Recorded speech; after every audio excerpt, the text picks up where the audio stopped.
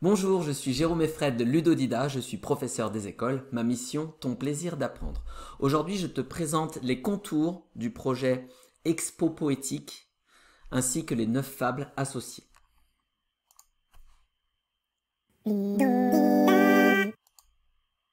Alors, le projet Expo Poétique, c'est quoi?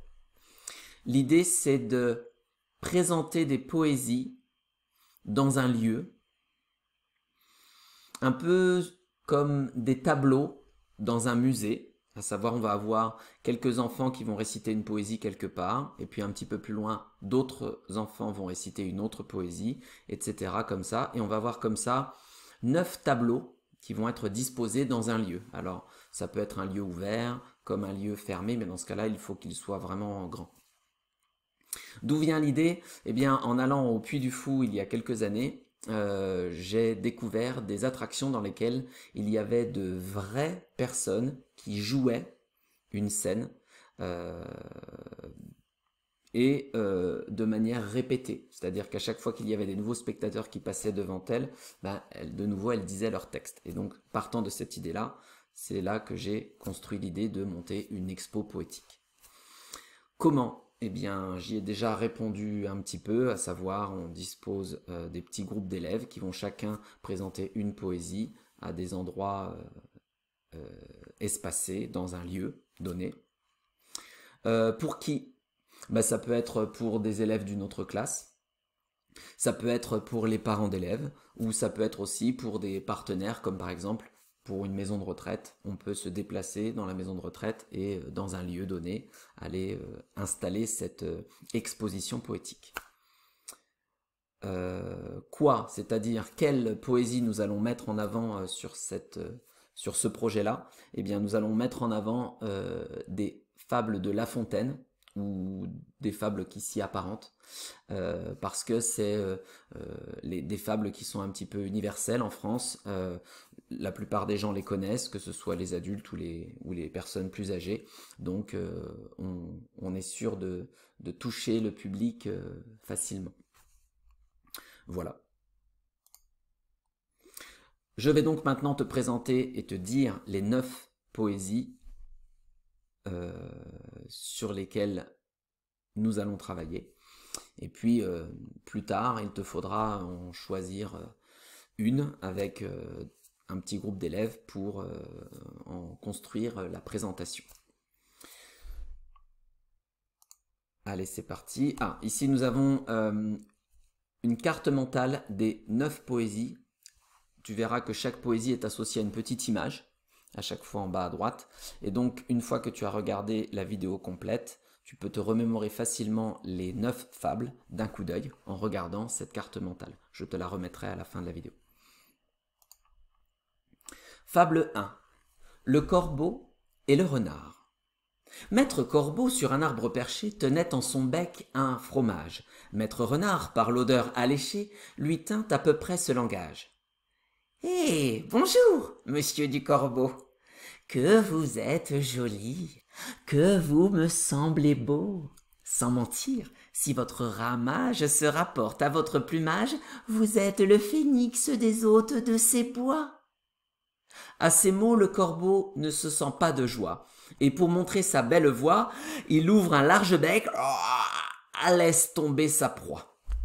Le renard s'en saisit et dit « Mon bon monsieur, apprenez que tout flatteur vit aux dépens de celui qui l'écoute. Cette leçon vaut bien un fromage, sans doute. » Le corbeau, honteux et confus, jura, mais un peu tard, qu'on ne l'y prendrait plus. Jean de La Fontaine. Fable 2. La cigale et la fourmi. La cigale, ayant chanté tout l'été, se trouva fort dépourvue quand la bise fut venue. Pas un seul petit morceau de mouche ou de vermisseau. Elle alla crier famine chez la fourmi, sa voisine, la priant de lui prêter quelques grains pour subsister jusqu'à la saison nouvelle. « Je vous paierai, lui dit-elle, avant l'août, foi d'animal, intérêt et principal. » La fourmi n'est pas prêteuse, c'est là son moindre défaut. « Que faisiez-vous au temps chaud? Dit-elle à cette emprunteuse. Nuit et jour, à tout venant, je chantais, ne vous déplaise. Vous chantiez? J'en suis fort aise. Eh bien, dansez maintenant. Jean de La Fontaine. Fable 3. La fourmi et la cigale. La fourmi, ayant stocké tout l'hiver, se trouva fort encombrée quand le soleil fut venu. Qui lui prendrait ses morceaux de mouche ou de vermisseau? Elle tenta de démarcher chez la cigale, sa voisine, la poussant à s'acheter quelques grains pour subsister jusqu'à la saison prochaine. « Vous me paierez, lui dit-elle, après loup, foi d'animal, intérêt est principal. » La cigale n'est pas gourmande, c'est là son moindre défaut.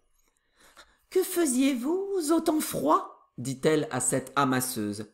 « Nuit et jour, à tout venant, je stockais, ne vous déplaise. » Vous stockiez? J'en suis fort aise, eh bien, soldez maintenant. Françoise Sagan. Fable 4. La grenouille qui veut se faire aussi grosse que le bœuf. Une grenouille vit un bœuf qui lui sembla de belle taille. Elle qui n'était pas grosse en tout comme un œuf, envieuse s'étend et s'enfle et se travaille pour égaler l'animal en grosseur, disant « Regardez bien, ma sœur, est-ce assez? Dites-moi, n'y suis-je point encore ?»« Nenni. »« M'y voici donc !»« Point du tout. »« M'y voilà !»« Vous n'en approchez point. » La chétive pécore s'enfla si bien qu'elle creva. Le monde est plein de gens qui ne sont pas plus sages. Tout bourgeois veut bâtir comme les grands seigneurs. Tout petit prince a des ambassadeurs.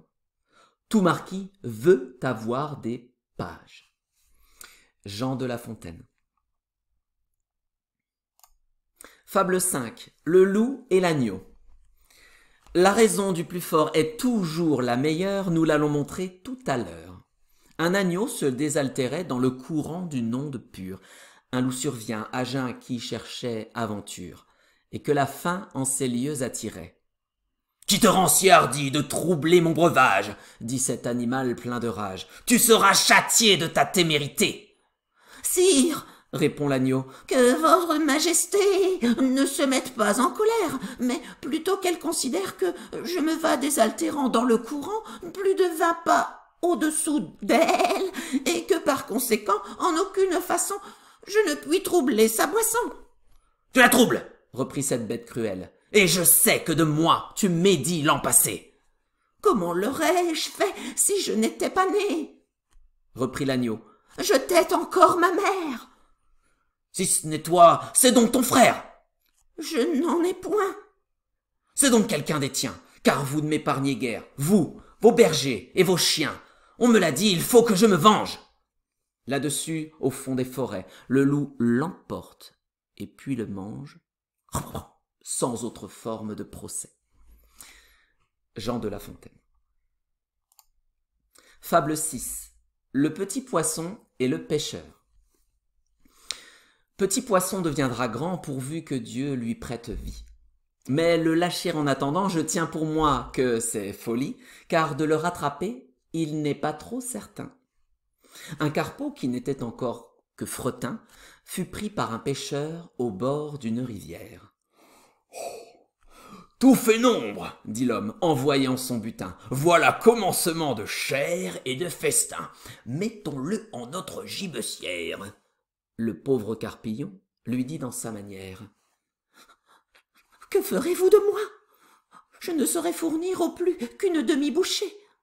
Laissez-moi Carpe devenir, je serai par vous repêché. Quelque gros partisan m'achètera bien cher, au lieu qu'il vous en faut chercher peut-être encore 100 de ma taille pour faire un plat. Quel plat? Croyez-moi, rien qui vaille. »« Rien qui vaille. Eh bien, soit, repartit le pêcheur. Poisson, Mon bel ami, qui faites le prêcheur, vous irez dans la poêle, et vous avez beau dire, dès ce soir, on vous fera frire. Un tien vaut, se dit-on, mieux que deux, tu l'auras. L'un est sûr, l'autre ne l'est pas. Jean de La Fontaine. Fable 7. Le lion et le rat. Il faut autant qu'on peut obliger tout le monde. On a souvent besoin d'un plus petit que soi. De cette vérité, 2 fables feront foi, tant la chose en preuve abonde. Entre les pattes d'un lion, un rat sorti de terre, assis à l'étourdi. Le roi des animaux, en cette occasion, montra ce qu'il était et lui donna la vie. Ce bienfait ne fut pas perdu. Quelqu'un aurait-il jamais cru qu'un lion d'un rat eût affaire? Cependant, il advint qu'au sortir des forêts, ce lion fut pris dans des rets, dont ses rugissements ne le purent défaire. Sire Rat accourut, et fit tant par ses dents qu'une maille rongée emporta tout l'ouvrage. Patience et longueur de temps font plus que force ni que rage. Jean de La Fontaine. Fable 8. Le laboureur et ses enfants. Travaillez, prenez de la peine, c'est le fond qui manque le moins.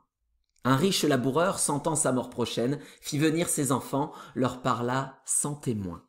« Gardez-vous, leur dit-il, de vendre l'héritage que nous ont laissé nos parents. Un trésor est caché dedans.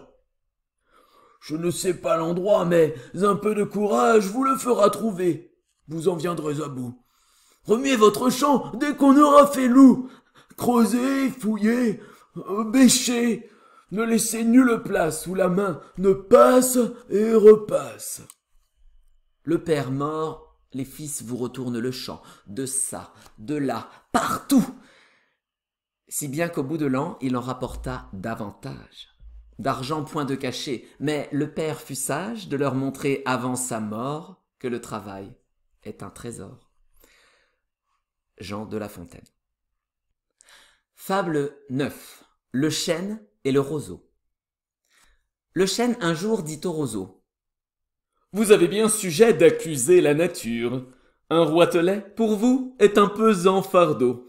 Le moindre vent qui, d'aventure, fait rider la face de l'eau, vous oblige à baisser la tête.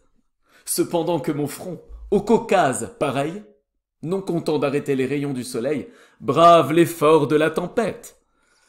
Tout vous êtes Aquilon. Tout me semble Zéphyr. Encore, si vous naissiez à l'abri du feuillage dont je couvre le voisinage, vous n'auriez pas tant à souffrir. Je vous défendrais de l'orage, mais vous naissez le plus souvent sur les humides bords des royaumes du vent. La nature envers vous me semble bien injuste. »« Votre compassion, lui répondit l'arbuste, part d'un bon naturel, mais quittez ce souci. Les vents me sont moins qu'à vous redoutables. Je plie, mais ne romps pas. Vous avez jusqu'ici, contre leurs coups épouvantables, résisté sans courber le dos, mais attendons la fin. » Comme il disait ces mots, du bout de l'horizon accourt avec furie le plus terrible des enfants que le Nord eût porté jusque-là dans ses flancs. L'arbre tient bon, le roseau plie. Le vent redouble ses efforts et fait si bien qu'il déracine celui de qui la tête au ciel était voisine et dont les pieds touchaient à l'empire des morts. Jean de La Fontaine. J'en ai fini de vous présenter les 9 fables sur lesquelles nous allons travailler pour réaliser cette expo poétique. Cette carte mentale te permet de revoir d'un coup d'œil les 9 poésies et peut-être de te faire un petit classement dans ton ordre de préférence.